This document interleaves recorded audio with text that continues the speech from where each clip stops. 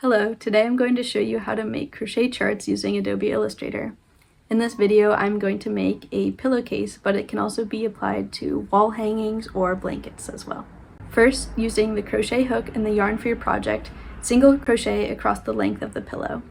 In this instance, the pillow was 18 by 18 inches and it was 80 chains across. And be sure to round up to the nearest increment of 5 when needed.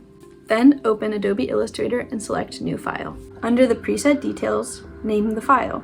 Then change the width and height so it's a tenth of your chain amount from earlier. I had 80 chains, so my width and height would be 8. If you change 70, change that number to 7, and if you change 65, change it to 6.5. Once you're in the file, select View and choose Show Grid.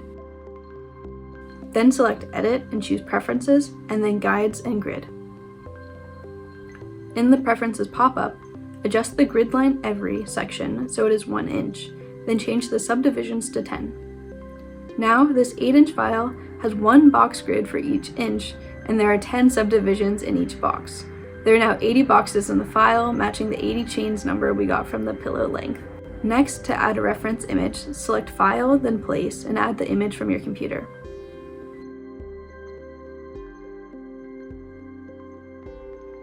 Now that we have the reference image in, feel free to resize it so it fits the grid how you'd like.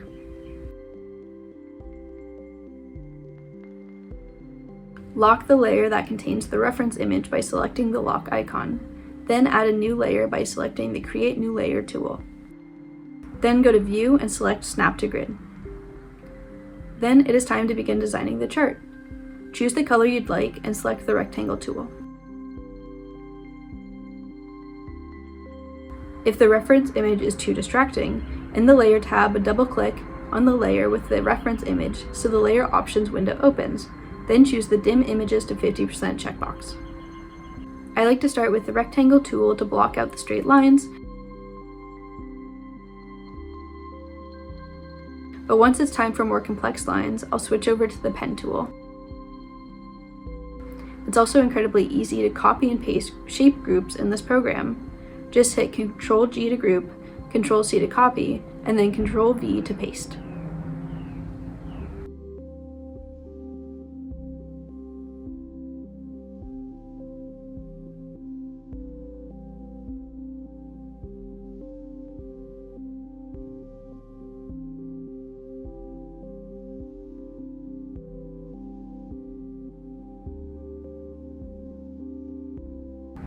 You can also group, copy, and paste, and then select Transform, and then Reflect to save some time redoing every angle.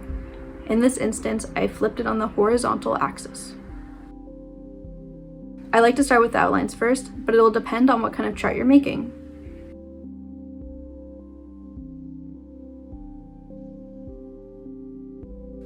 Now that I've completed the outline, I will add a new layer by selecting the Create New Layer icon. This layer will be for the white shades. You can use the eyedropper tool to choose a specific color seen in the reference image, but remember, if the image is dimmed to 50%, the color will not be true to the original reference image.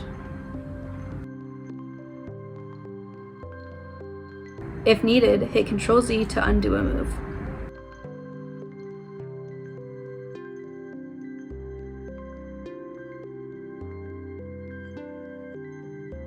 In the Layers window, select the eye icon to toggle visibility on and off. Next, I have turned off the Dim Images 50% checkbox so I can get the correct color when using the eyedrop tool. This is my background layer, so it'll be below all others except for the reference layer. To change the order of the layers, locate the Layers window and drag to rearrange. Then I added another layer for the black shades.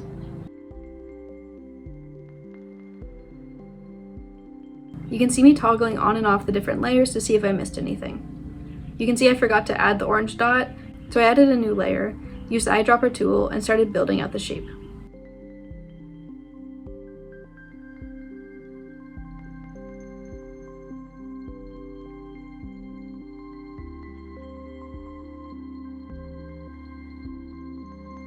I thought it looked a little thin, so I dragged and rearranged the shapes until I was happy with the layout.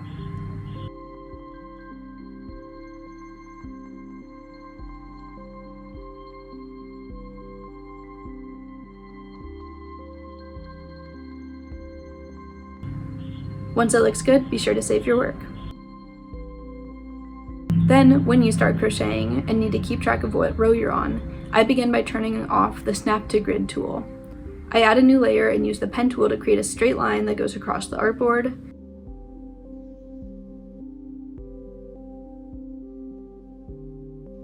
Go to the Properties window to add a stroke point.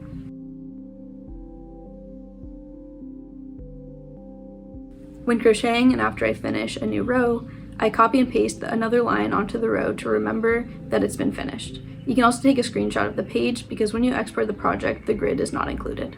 I understand that Illustrator is not the easiest or cheapest tool to use, especially compared to Stitch Fiddle, but if you have it through your school or already know how to use it, then I find it allows for more creative freedoms, especially with tools like Copy, Paste, Group, Transform, and the eyedropper color selection tool. Thank you for taking the time to watch this tutorial, and please let me know if you have any questions.